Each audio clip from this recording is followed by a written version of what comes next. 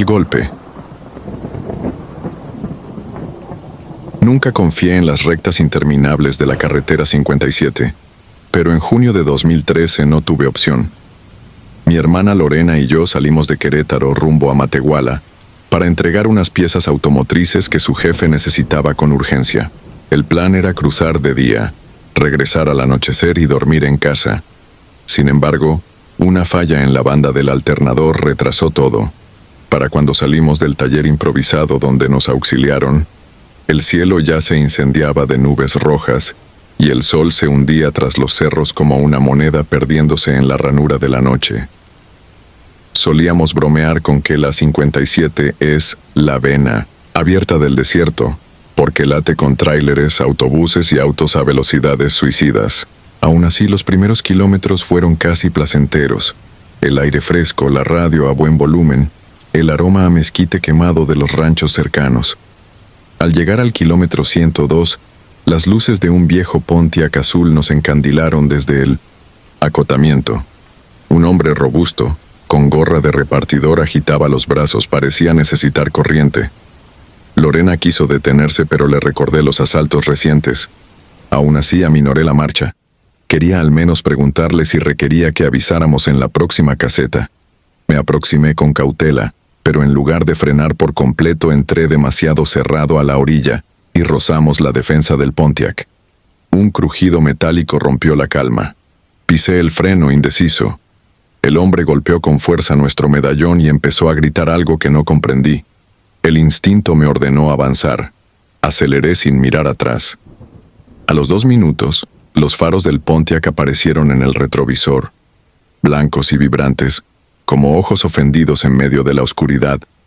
Intenté convencerme de que solo buscaba que nos detuviéramos para arreglar el percance, pero el velocímetro siguió subiendo y él permaneció pegado a mi defensa.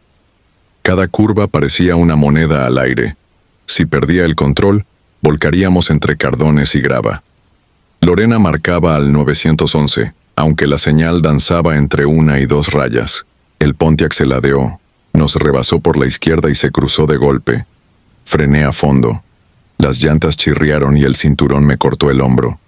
El motor del otro coche rugía, exhalando humo dulce de gasolina vieja. Bajó el conductor.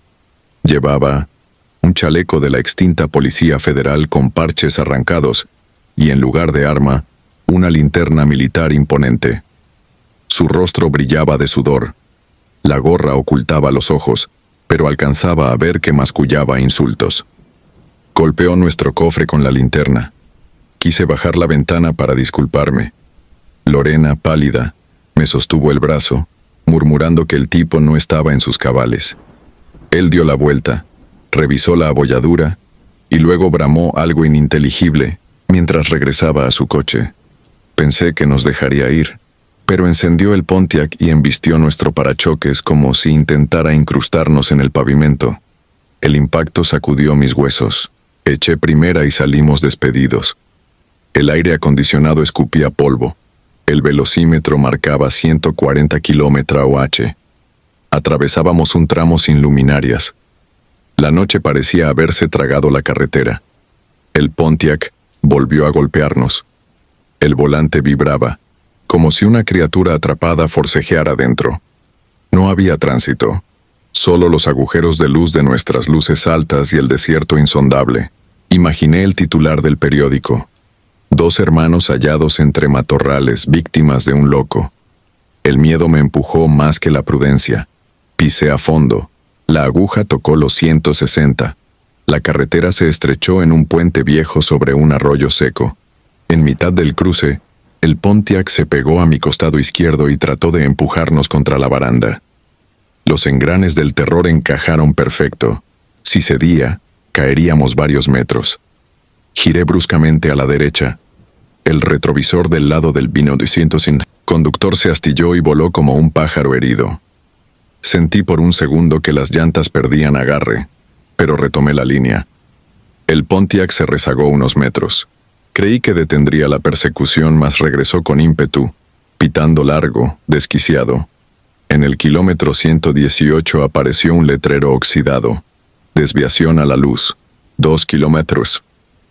Recordé vagamente que la luz era un caserío minero abandonado. Aún así, cualquier curva prometía escapar de aquel perseguidor. Giré a la derecha. La brecha polvosa sacudió el auto. Las piedras repiqueteaban en el chasis. El Pontiac también viró. Sus faros rebotaban en pequeños cráteres de la terracería. Tras una curva ciega, vi las ruinas de un paradero de autobuses, una techumbre rota, baños clausurados y lo que quedaba de una tienda de abarrotes. Frené. La grava se arremolinó como enjambre de insectos. El Pontiac se detuvo a unos 10 metros. El conductor descendió con la linterna y algo más que no supe describir. Una manta color coyote, sujeta como si acunara a un infante. La sostuvo contra el pecho y empezó a mecerla. Desde nuestra cabina escuchamos un canto infantil, susurrado, agudo. El hombre se acercó, balbuceando. «No despierten a mi niña, todo por culpa de ustedes». Sus botas levantaban nubes, que flotaban entre nosotros como bruma espectral. Chocó la linterna contra el parabrisas. El vidrio se tatuó de venas. Respiré hondo para no desmayar. Lorena rebuscó en la guantera y halló un cilindro de gas pimienta que llevaba por precaución. Bajó apenas su ventana y roció aquella cara cubierta de polvo. Un grito animal reverberó dentro del paradero. El hombre soltó la manta. Algo rígido cayó. Era un muñeco de trapo con los ojos quemados y la boca cocida. El conductor se frotaba el rostro, ciego de rabia, golpeando al aire con la linterna. Aproveché. Metí reversa, giré y regresé a la brecha a toda velocidad. El Pontiac tardó en reaccionar. Cuando lo hizo, sus faros se movían erráticos, zigzagueando entre zanjas. Al reincorporarnos a la 57, un tráiler aparecía a lo lejos. En cuanto pasamos, le hice cambio de luces desesperado. El operador entendió y ocupó los 2 carriles, bloqueando a nuestro acosador. No miré qué sucedió detrás.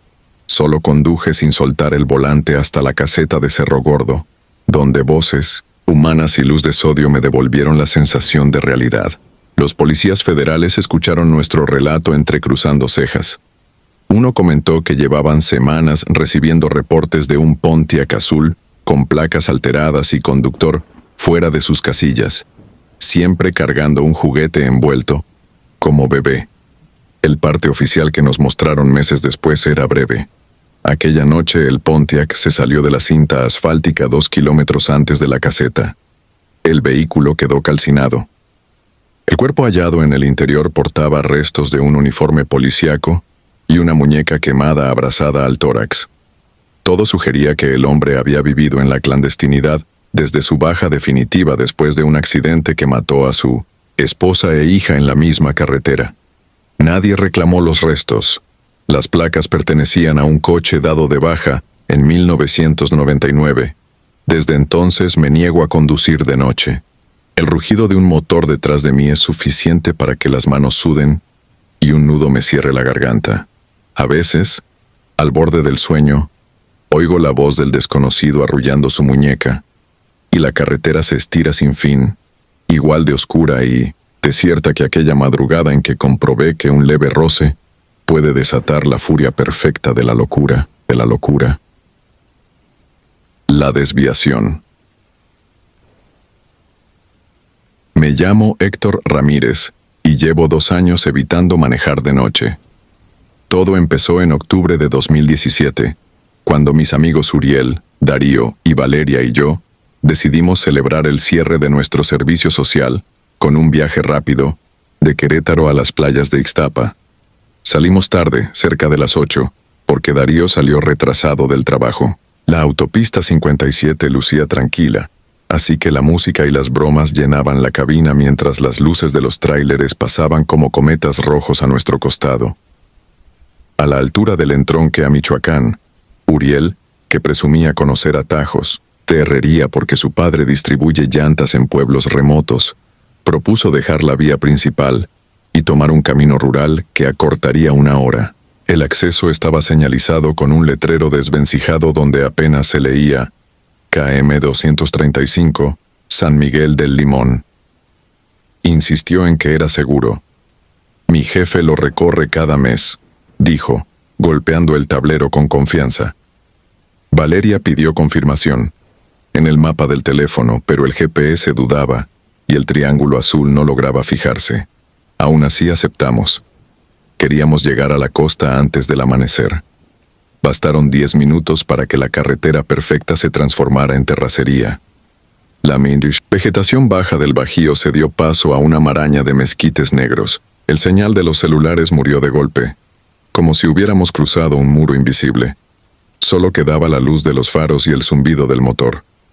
A los costados distinguíamos corraletas oxidadas y ruinas de casetas de cobro abandonadas, pintarrajeadas con grafitis hostiles. El silencio empezaba a pegar, cargado de un olor a tierra húmeda y hojas fermentadas. Valeria abrió la ventana para espantar el mareo, y un olor acre, como copal quemado, se coló al interior. Sin advertirlo, estuvimos varios kilómetros sin encontrar cruce ni señalización. De pronto vimos un camión de redilas volcado a media curva, las luces de posición parpadeando con un pulso moribundo. Frente a él, un adolescente descalzo sostenía un balón de fútbol desgarrado y contemplaba la nada. Llevaba la playera de un equipo local, manchada de polvo hasta los codos. Uriel alcanzó a frenar sin derrapar. Nadie dijo una palabra. La escena resultaba tan fuera de lugar que el miedo se clavó como un alfiler. Me incliné para preguntar si estaba bien, pero el muchacho simplemente levantó el balón y lo dejó rodar hacia nosotros. El objeto se detuvo bajo el parachoques como un anzuelo.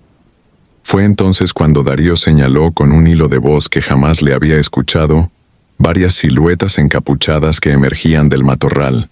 Vestían hábitos de manta cruda, bordados con símbolos que parecían cruces invertidas y espirales.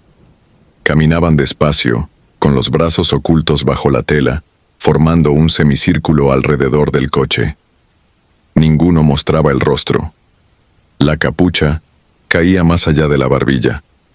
Intenté subir el cristal, pero el switch eléctrico murió junto con las luces del tablero.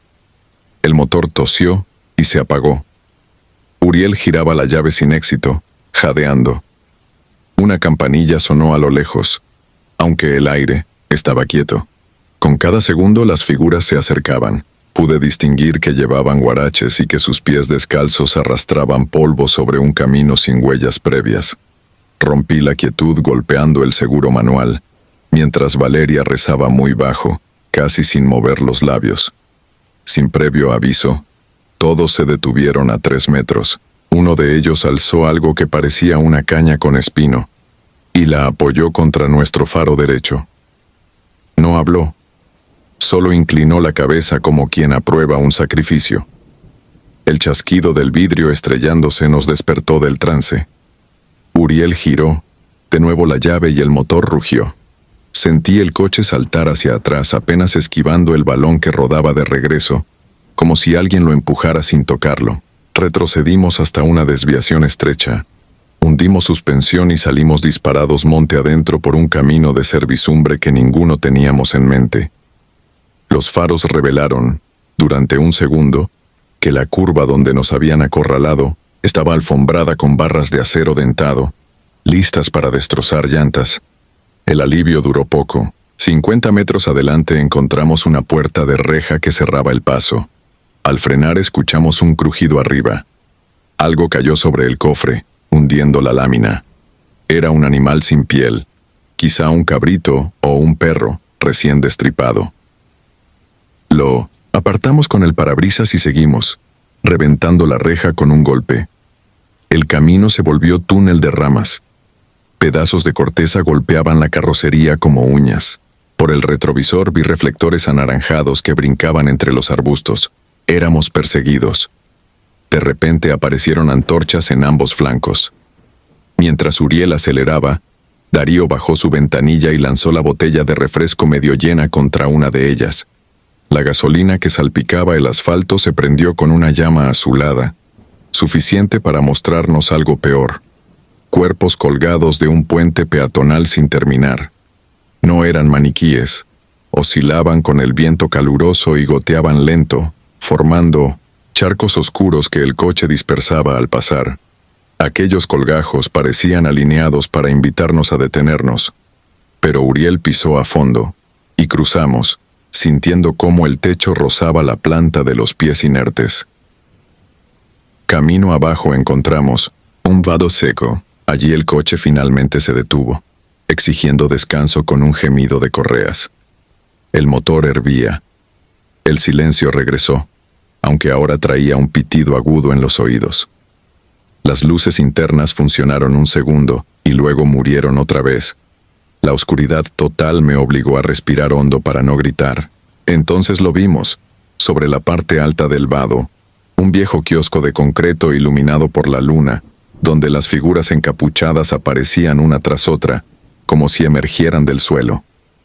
En el centro había un gran recipiente de barro. Dentro, ardía algo aceitoso que proyectaba sombras danzantes. Valeria apretó mi brazo. Susurró que uno de los cuerpos colgados, el más pequeño, llevaba el mismo short azul que el muchacho del balón. Mi boca se secó. Quise contestarle, pero noté que había un murmullo en el aire. Un rezo inverso repetido en bucle. Le pedí a Uriel que probara el encendido una vez más. Giró la llave. Un chispazo iluminó el tablero y la procesión de sombras se deshizo como humo soplado. El motor arrancó de golpe y salimos del vado levantando una nube de polvo tan densa que nos ocultó. No recuerdo bien cómo encontramos la autopista. Solo sé que nos tomó casi una hora, pero cuando vimos los reflectores verdes y amarillos del carril de cuota, gritamos de alivio. Quisimos llamar al 911, pero la señal regresó, intermitente, como un capricho. Optamos por llegar hasta la caseta de Feliciano, donde un policía federal escuchó nuestra historia con escepticismo y nos recomendó dormir en el retén hasta el amanecer. A las 7, regresamos con 2 patrullas. El supuesto atajo estaba abierto, sin rastro de reja, puntas de acero ni camión volcado. Tampoco había puente peatonal alguno. El kiosco que jurábamos haber visto resultó ser una explanada donde apenas crecían nopales. Uno de los agentes, quizá para calmarnos, dijo que en la década de los 90 hubo reportes de robos rituales en esa zona, pero nadie logró comprobarlos, porque los caminos cambian con las crecidas y los incendios. Firmamos una declaración breve y seguimos viaje. Llegamos a Ixtapa casi al mediodía.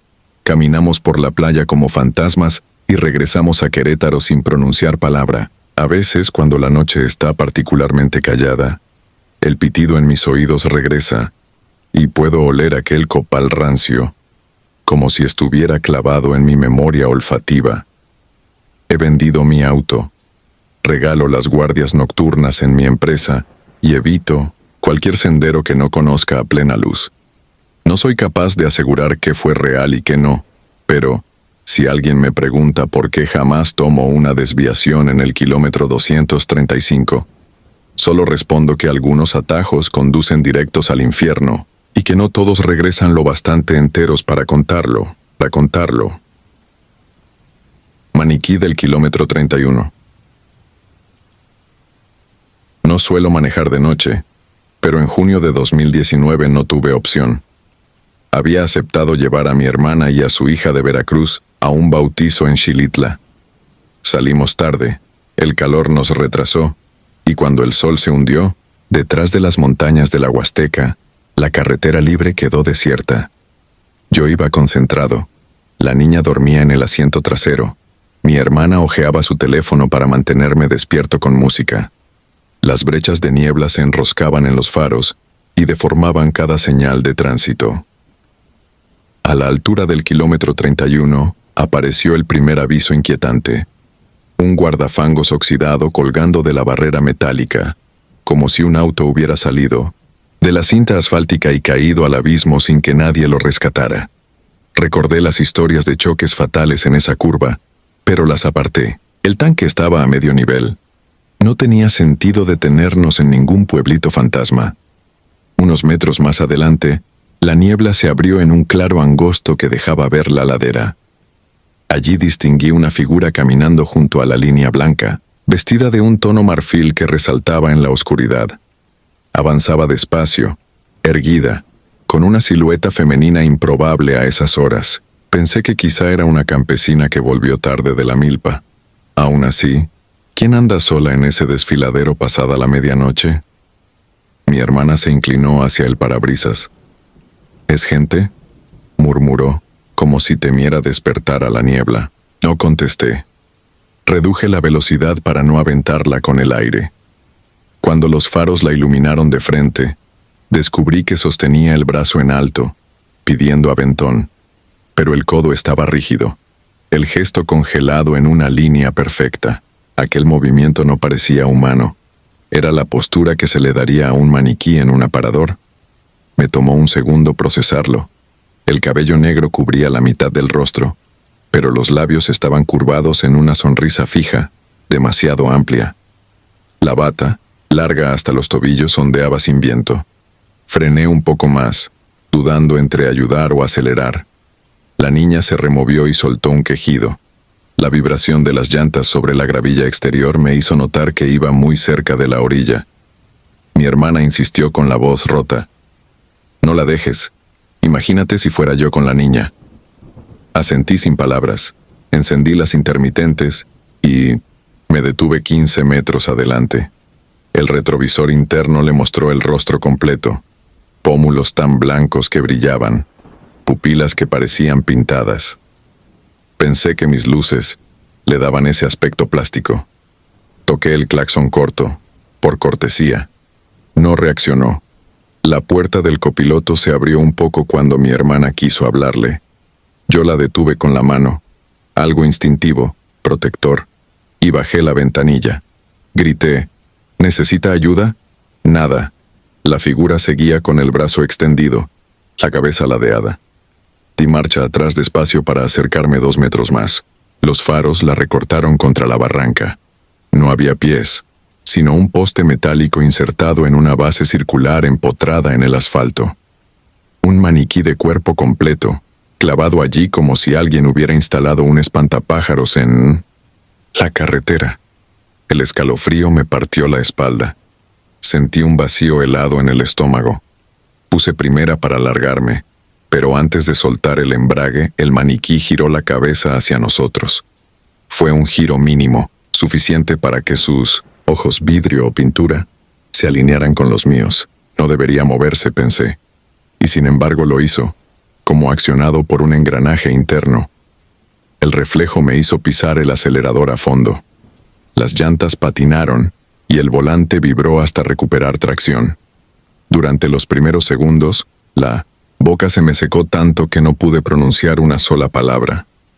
Ni mi hermana ni yo volteamos atrás. El instinto de supervivencia impone esos silencios. Recorrimos quizás 6 kilómetros sin intercambiar una mirada. Al llegar al entronque con la autopista de Cuota, el barullo de un puesto de gorditas nos recibió como una bocanada de vida. Luces, cálidas, el olor a comal y un par de tráileros platicando. Estacioné junto a un camión de refrescos, apagué el motor y respiré por primera vez con calma. La niña seguía dormida. Mi hermana bajó a buscar café. Yo me quedé dentro, intentando comprender lo que había visto. Abrí el mapa en el tablero. El kilómetro 31 quedaba en un tramo rodeado de precipicios, sin viviendas cercanas. ¿Quién habría colocado un maniquí ahí? ¿Y por qué lo hizo moverse? Pensé en regresar al amanecer y revisar, hasta que algo más sucedió. El parabrisas se empañó de golpe por el vapor del café que mi hermana traía en las manos. Cuando pasó la taza hacia mí, el cristal se limpió lo suficiente para mostrar un reflejo. Atrás, entre los 2 asientos, una franja blanca vertical, como tela colgando. Me giré de inmediato. No vi nada, solo la niña arropada con su cobija. El corazón retumbó contra mis costillas. Encendí la luz interior.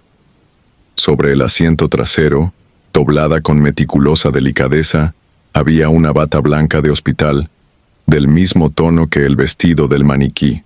Las mangas terminaban en puños rígidos almidonados. No olía a ropa, sino a plástico recién desenvuelto. Mi hermana soltó un grito ahogado, tan bajo que la niña ni se inmutó. Tomé la prenda con 2 dedos. Estaba helada y tan pesada como si llevara varillas cosidas en la tela. No quise discutirlo allí, frente a los traileros. Guardé la bata en una bolsa de la tienda y la até con un nudo. Salimos de nuevo a la autopista. Cada cierto tramo, la visión periférica me jugaba bromas. Una silueta en los espejos, un roce contra la puerta, un susurro que bien podía ser viento.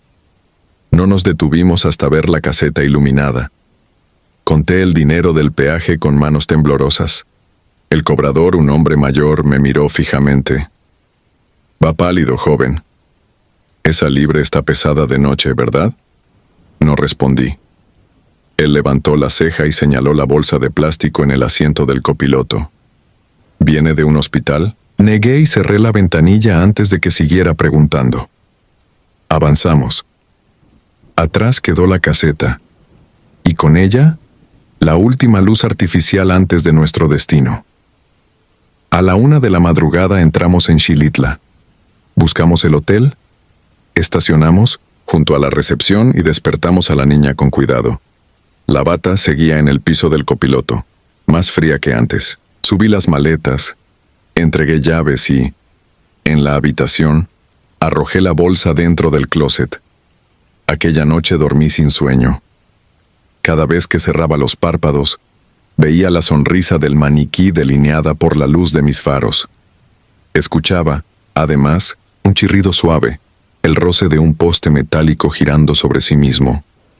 Al amanecer, cuando los mirlos empezaron a cantar, abrí el closet para deshacerme de la bata.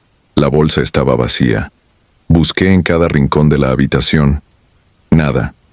Bajé al estacionamiento temiendo lo peor. El auto, aún cubierto de rocío, lucía intacto, salvo por un detalle. La antena del toldo había sido forrada con la bata, como si alguien quisiera erguirla como estandarte. El nudo que yo había hecho en la bolsa apareció sobre el parabrisas, deshecho y chorreando algo turbio, una mezcla de aceite y tierra. Firmé la salida del hotel sin probar el desayuno. En todo el camino de regreso, tomamos la autopista, aún sabiendo que gastaríamos más en peaje y combustible. No hablamos de lo que ocurrió. Mi hermana abrazaba a la niña. Cada tanto, yo miraba la antena descubierta, esperando otro truco. Ni rastro de la bata. Por semanas, cada noche, la misma pesadilla. Conduzco cerca del kilómetro 31. Veo el maniquí, intento frenar, y él sube espontáneamente al asiento trasero. Siempre despierto sudando antes de estrellarme. He revisado periódicos, foros y grupos de conductores. Muchos mencionan a una mujer vestida de blanco pidiendo ride, pero nadie describió un maniquí clavado. Algo me obliga a volver, a instalar cámaras, a demostrar que no fue alucinación. Sin embargo, cada intento queda en intención.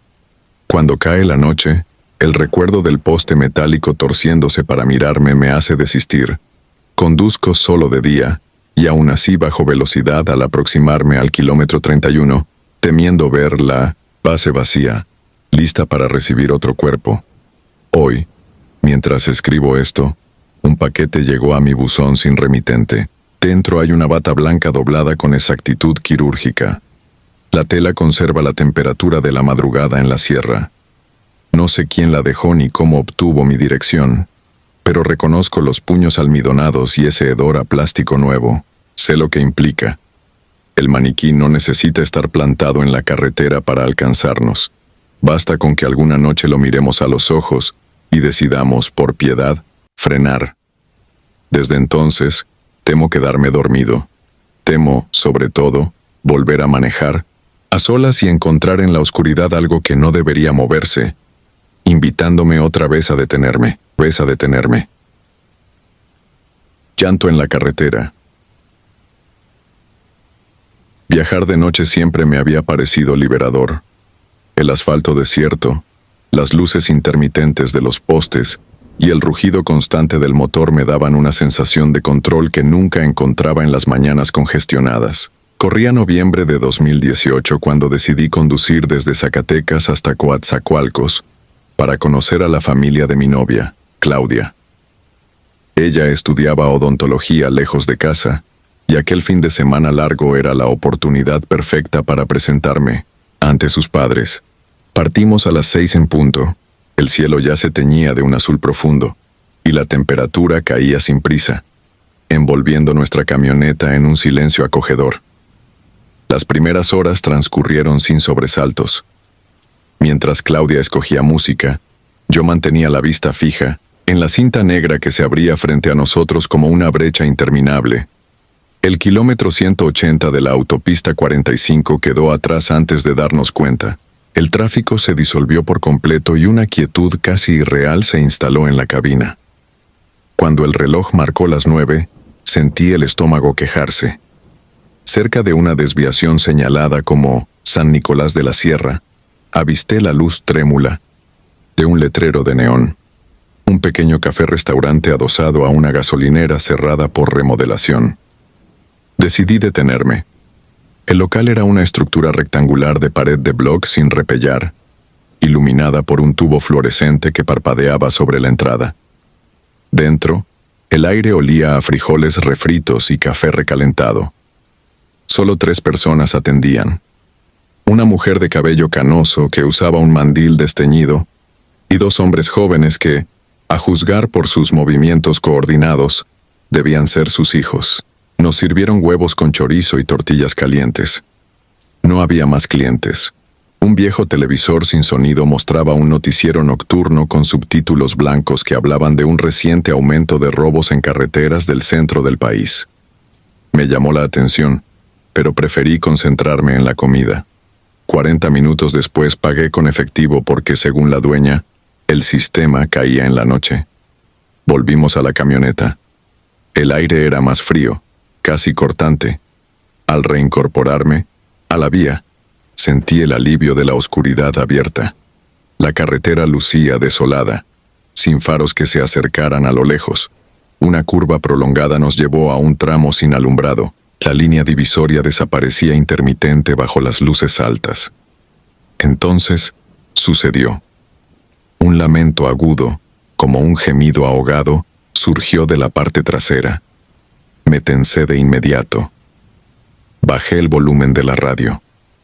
Pensé en un problema mecánico, alguna pieza suelta vibrando. Claudia giró el cuerpo. Sus ojos reflejaron la luz del tablero con un brillo inquieto. El lamento se repitió, más claro, más prolongado. Era un llanto, sin duda femenina, tenso y lastimero, proveniente del área, de la cajuela. Reducí la velocidad hasta orillarme en la franja de emergencia. El motor quedó al ralentí. Apagué las luces interiores para ver mejor detrás. No había nada diferente en los asientos. La tercera queja, un sollozo desesperado, retumbó en el habitáculo, helándome la nuca. Pulsé el botón de balizas y descendí. El frío me mordió los pulmones. El pavimento crujía bajo mis botas mientras rodeaba la carrocería. Iluminé con el celular el emblema trasero cubierto de polvo. El llanto cesó. Con la garganta seca accioné la manija. El portón se levantó con un chasquido metálico. La viga amarillenta de mi linterna se clavó en un plástico industrial, traslúcido. Dentro había un bulto del tamaño de una persona, amoratado por coágulos. Su tez era ceniza. La boca se entreabría lo suficiente para mostrar dientes enrojecidos. Un hilillo oscuro goteaba hacia la alfombra. El rostro inerte de una mujer muy joven me devolvía la mirada vacía. Retrocedí. Tuve que apoyarme en el paragolpes para no desplomarme. El olor a cobre y putrefacción escapó en una ráfaga que me revolvió las vísceras. Claudia emergió descalza, temblando, preguntando qué pasaba. No tuve fuerza para articular. Ella se acercó, y al distinguir el cuerpo, se llevó la mano a la boca antes de vomitar cerca del acotamiento. Varios segundos, quizá minutos, no existieron. Apenas escuchaba el zumbido lejano de insectos nocturnos y el tic-tic del motor enfriándose. Saqué el teléfono. No había señal. La pantalla mostraba un icono sin barras. Sudé. Recordé que la última antena la habíamos pasado 10 kilómetros atrás. Encendí el vehículo y giré en U para volver al punto donde, con suerte, recuperaría cobertura. Conduje despacio, faros bajos, aún con la cajuela abierta por el impacto. Claudia se había sentado en el piso, abrazándose las rodillas, balbuceando una letanía de incredulidad. El llanto no se repitió, como si aquella manifestación hubiese cumplido su objetivo: ser descubierta. Tardé casi 20 minutos en hallar una raya de señal. Marqué al 911. Expliqué lo sucedido con voz quebrada, describiendo punto kilométrico y referencias. Me indicaron que permaneciera cerca de la desviación a San Nicolás. Un agente habló firme, advirtiendo que no tocara nada ni me alejara. Regresé al sitio del hallazgo y estacioné bajo un mezquite retorcido. Las luces de emergencia bañaban el cuerpo con destellos anaranjados, dotándolo de un aspecto aún más grotesco. 37 minutos después, 2 patrullas de la policía estatal arribaron. Sus sirenas pintaron la maleza de rojo y azul. Los oficiales acordonaron la escena. Nos pidieron mostrar identificaciones. Registraron placas. Revisaron nuestras manos en busca de residuos. Pronto llegó una camioneta forense. Un perito, tras colocarse guantes, fotografió el interior de la cajuela. Sus gestos denotaban costumbre, no sorpresa. Nos separaron para interrogarnos. Repetí la ruta, la hora de salida, la parada en el restaurante. El agente asintió sin emoción, anotando cada detalle. Pasamos la noche en la comandancia de Fresnillo, en un salón blanco iluminado por un tubo neón zumbante. A las 6 de la mañana un investigador se presentó. Tenía ojeras profundas y la voz ronca de quien lleva horas sin café. Nos informó que la víctima llevaba al menos 24 horas muerta. Murió por asfixia. El plástico actuó como mortaja y arma homicida. No encontraron huellas nuestras en ella, sí una parcial, en la tapa de la cajuela, todavía sin identificar. Conjeturaban que alguien colocó el cadáver mientras cenábamos. El llanto, dijo, escapaba a la explicación racional. Asentí en silencio. Claudia no parpadeó. Parecía deshabitada. Nos dejaron marchar al mediodía, sin camioneta. Volvimos, en autobús hasta Zacatecas. Ninguno pronunció palabra durante las 5 horas de trayecto. Días después me contactaron para devolver el vehículo. El interior había sido desinfectado. Aún así, un olor dulce persistía, impregnado en los asientos. Lo primero que hice fue venderla a un lote. No quise volver a sentarme detrás del mismo volante. El caso apareció brevemente en los noticieros locales. Cadáver hallado en vehículo ajeno. Sospechan ajustes de cuentas entre delincuentes. Jamás supe si identificaron a la mujer, ni mucho menos si atraparon al responsable. Cada tanto busco en línea con la esperanza enferma de encontrar una resolución, pero la nota permanece inconclusa. Lo único que conseguí fue una pesadilla recurrente. Conduzco solo, de noche, y un sollozo emerge del asiento trasero. Al girar el espejo retrovisor, descubro un rostro pálido, los ojos hinchados de dolor, y despierto empapado en sudor helado. Aprendí que la carretera nocturna puede ser un territorio sin dueño, un corredor donde los vivos y los muertos se cruzan sin pedir permiso. No temo a fantasmas, temo a la gente capaz de cargar un cuerpo y esconderlo en el vehículo de un desconocido, confiada en la oscuridad. Desde aquella madrugada, no he vuelto a manejar después del atardecer. Cuando necesito recorrer largos tramos, elijo autobuses diurnos o vuelos baratos. Si paso cerca de una gasolinera solitaria, recuerdo el zumbido impostor del fluorescente, el café diluido, el noticiero mudo que anunciaba robos. Pienso que tal vez, detrás de la barra, alguien vio algo y guardó silencio. Nunca conté esto a los padres de Claudia. Ella terminó la universidad, pero nuestra relación no sobrevivió al trauma. A veces me escribe en madrugadas insomnes. Sus mensajes cortos mencionan un llanto que aún escucha en sueños, como si la voz hubiera decidido seguirla. Yo tampoco duermo bien. Mantengo la luz del pasillo encendida y el celular cargado, aún sabiendo que ningún aviso preventivo podría salvarme de un monstruo sin rostro ni voluntad tangible. Lo relatado aquí no busca morbo. Es un recordatorio de que la verdadera oscuridad no siempre se esconde en lo sobrenatural. Está en la maleza al borde de la carretera, en manos anónimas que envuelven a otros seres humanos como despojos y los dejan rodar dentro de vidas ajenas. Y sobre todo está en el sonido de un llanto imposible que, aún apagado, nunca deja de resonar en el retrovisor de la memoria. Desvío mortal. Sería sencillo fingir que lo olvidé, pero cada vez que cae la noche sobre la carretera federal 57, revivo cada segundo de aquel viaje. Corría el año 2019 y llevaba apenas 3 meses trabajando como chofer de carga ligera entre Coahuila y San Luis Potosí. Esa noche transportaba herramientas industriales con mi hermano Sergio como acompañante. Él acababa de llegar de Estados Unidos y quiso acompañarme para ponerse al volante cuando el cansancio me venciera. Salimos de Saltillo cerca de las 20:00 h, confiados en que llegaríamos a Matehuala antes de la 1 de la madrugada. El cielo se tornó negro sin luna, y el viento levantaba remolinos de polvo que arañaban el parabrisas. La radio crepitaba con boletines sobre asaltos y retenes falsos más al sur, lo que nos obligó a mantener los ojos abiertos y la mente clara. Al pasar el último retén militar legítimo, notamos que las luces traseras de otros vehículos desaparecían.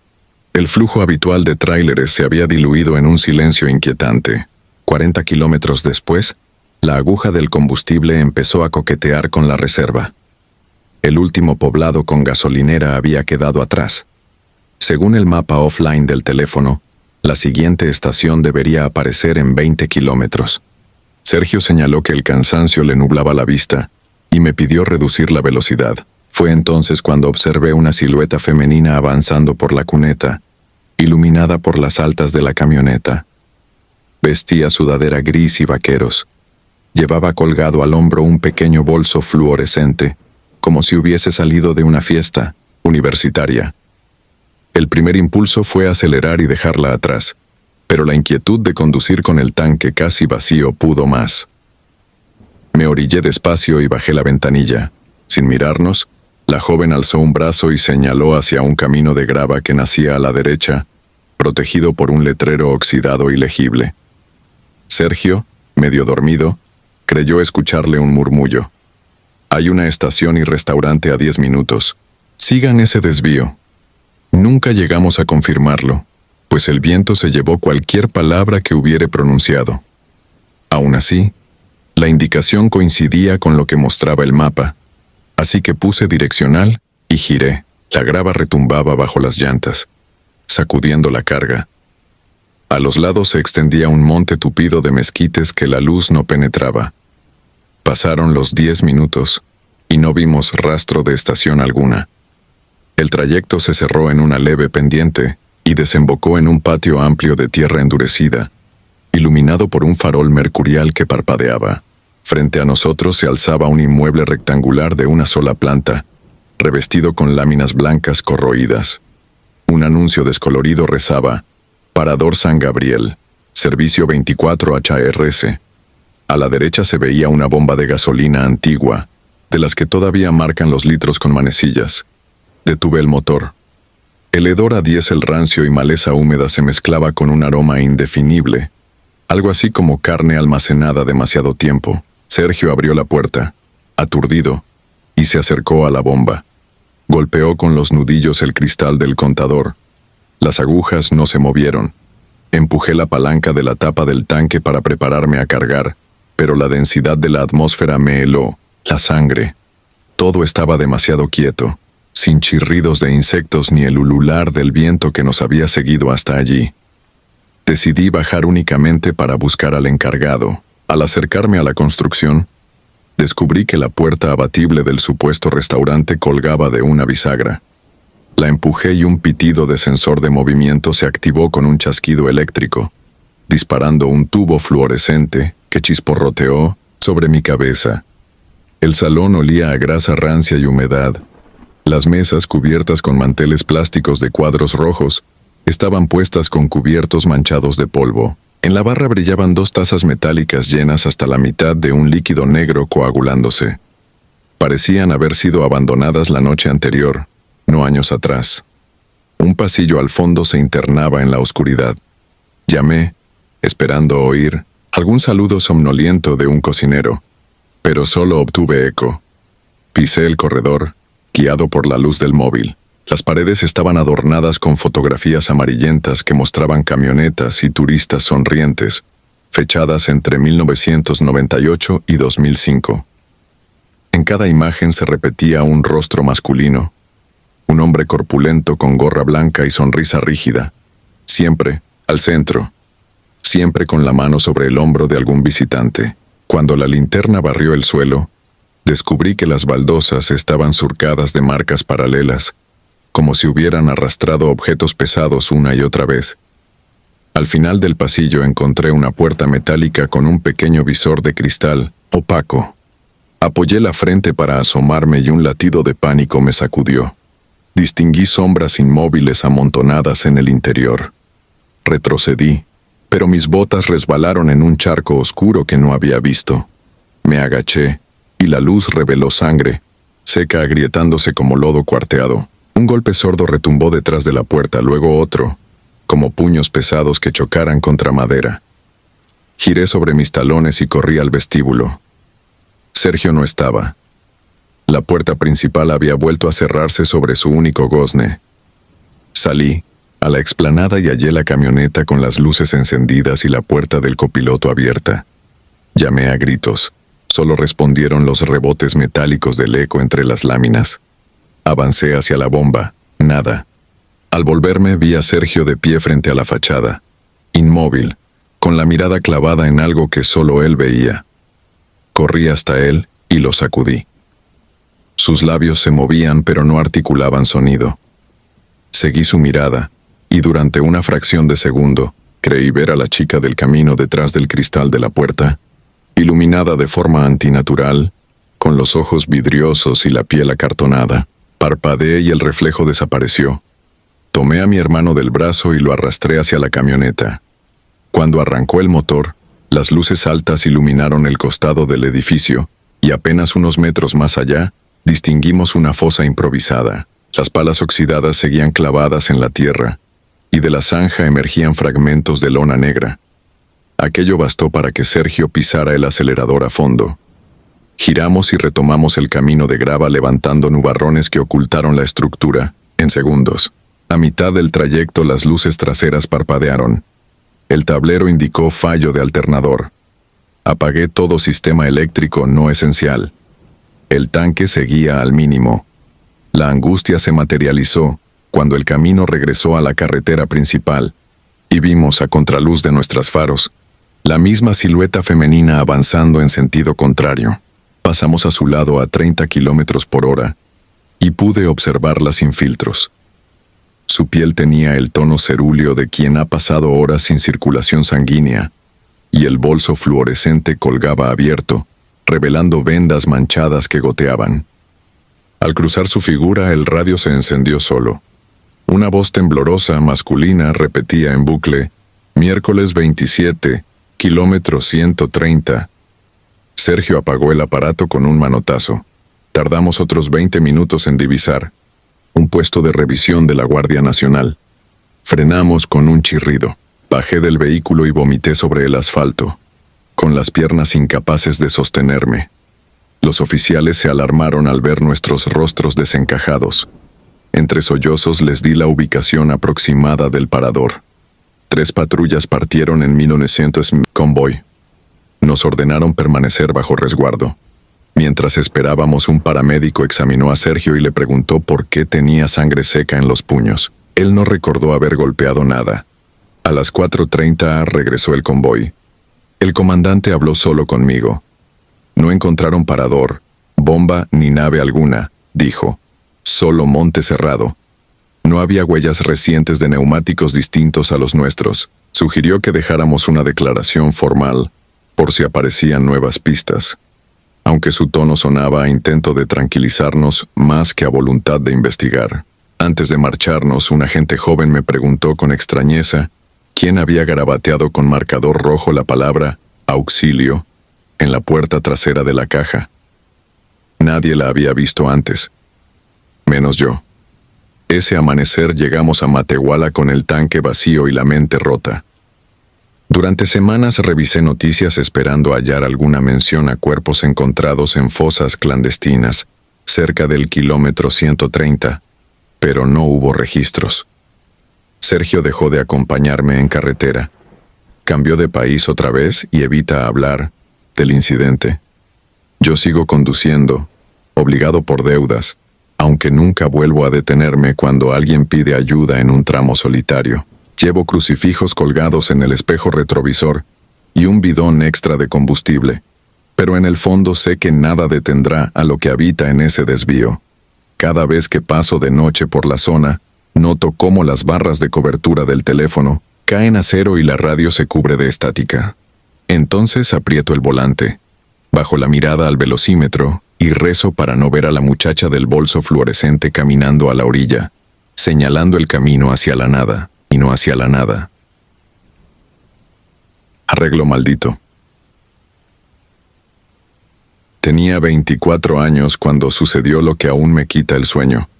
Lo cuento ahora, a 7 inviernos de distancia, porque la culpa pesa más que el miedo, y porque cada vez que tomo el volante siento otra vez el olor metálico de aquella noche. Enero de 2018. Diego, Julián y yo salimos de Hermosillo rumbo a un festival de rock en Chihuahua. 10 horas de asfalto que planeábamos devorar con música y café barato. Partimos a las 4 de la tarde, convencidos de que llegaríamos antes de medianoche. El cielo se incendiaba de un naranja que prometía tormenta, pero el entusiasmo nubló cualquier presagio. Al caer la noche, los cerros se volvieron sombras, recortadas y la carretera 16 se convirtió en un túnel sin final. Kilómetro 187. Vimos la luz solitaria de una tienda rural junto a una gasolinera apagada. Paramos para estirar las piernas, vaciar vejigas y llenar termos. Al lado de la tienda, apenas iluminada por el neón rojo de un anuncio de refresco, había una cruz blanca recién pintada, forrada de listones negros y coronas de flores frescas. Me erizó la piel. Las flores aún desprendían aroma a cementerio. Mientras yo esperaba turno para el baño, observé a través de la ventana cómo Julián se acercaba a la cruz. Quise creer que rezaba. En cambio, lo vi desprender un pequeño arreglo de lirios púrpura, meterlo en su mochila y girar sobre los talones, con una sonrisa burlona. Le hice señas para que lo dejara.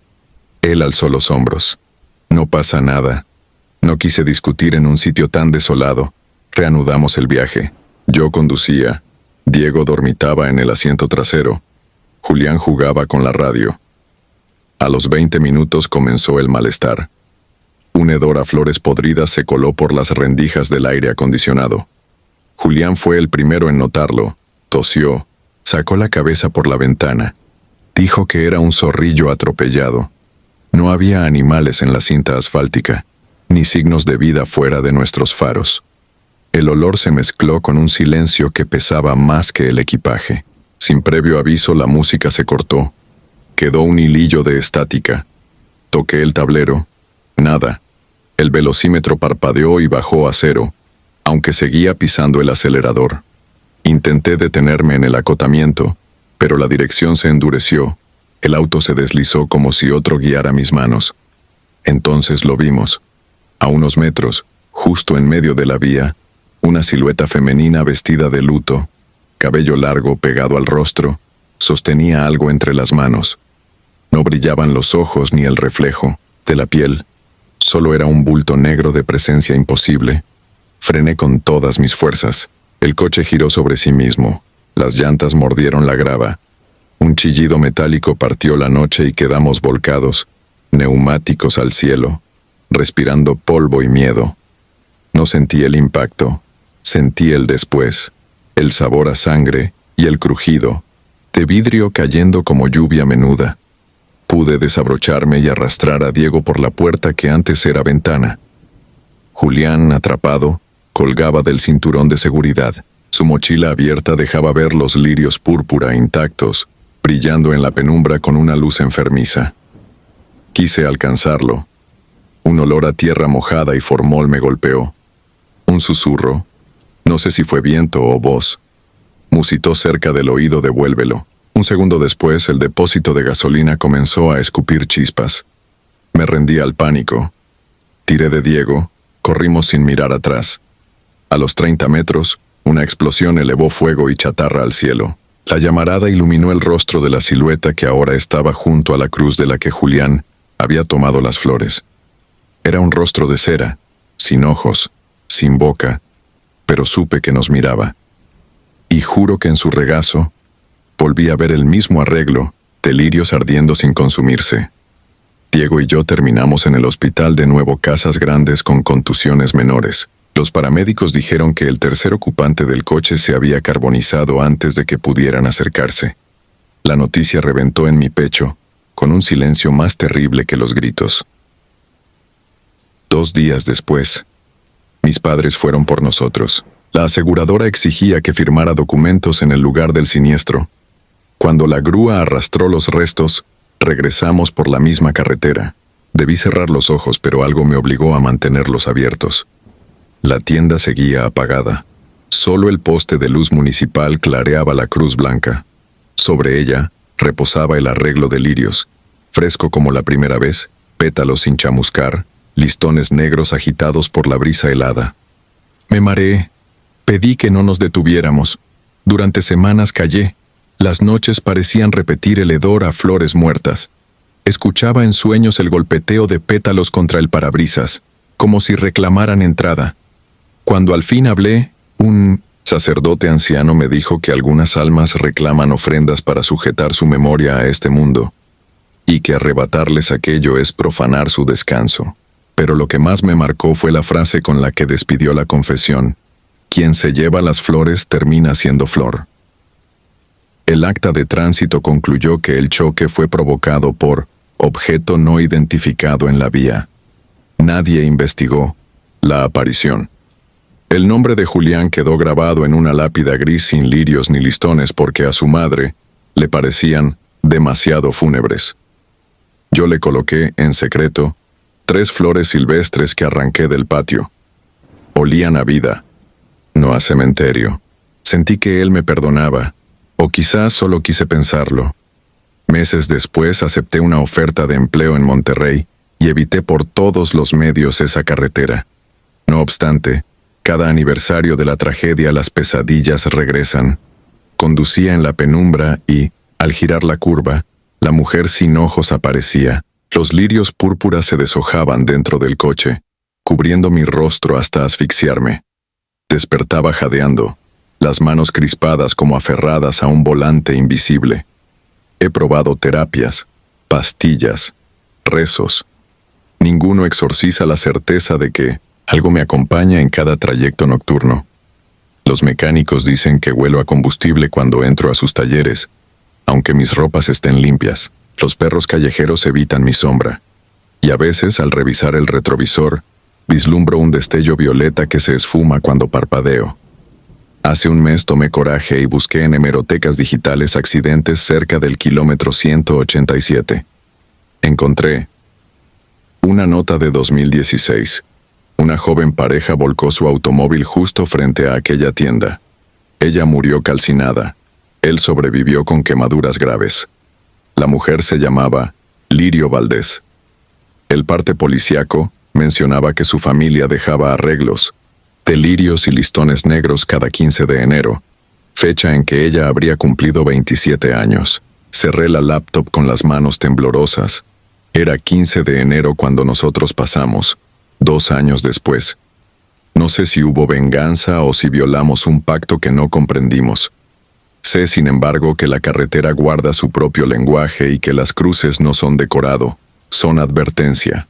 El que toma lo que honra a los muertos conduce con ellos de copilotos, y algunos fantasmas no distinguen entre culpables e inocentes cuando reclaman pago. Redacto este testimonio para quien crea que una broma nocturna es inofensiva. Si alguna vez se detienen en mitad del desierto y ven flores frescas sobre una cruz, inclinen la cabeza, recen si saben rezar, y sigan su camino con las manos vacías. La muerte viaja más rápido que cualquier coche, y cuando alcanza tu retrovisor puede obligarte a manejar directo al fuego. No hay moraleja, solo un recordatorio. Todavía sueño con sonidos de metal retorcido y pétalos que no se queman. Cada vez que escucho el rugido de motores en la oscuridad, me llega un tufillo a lirios púrpura. Y sé que Julián, o lo que quedó de él, va sentado detrás de mí, preguntándose por qué nunca devolvimos las flores a su dueña. Si disfrutas de los relatos, te invitamos a apoyarnos con un like y un comentario, ya que eso nos ayuda muchísimo. Además, si aún no estás suscrito o suscrita, te animamos a formar parte de la comunidad del terror. Muchas gracias por escucharnos y por tu apoyo.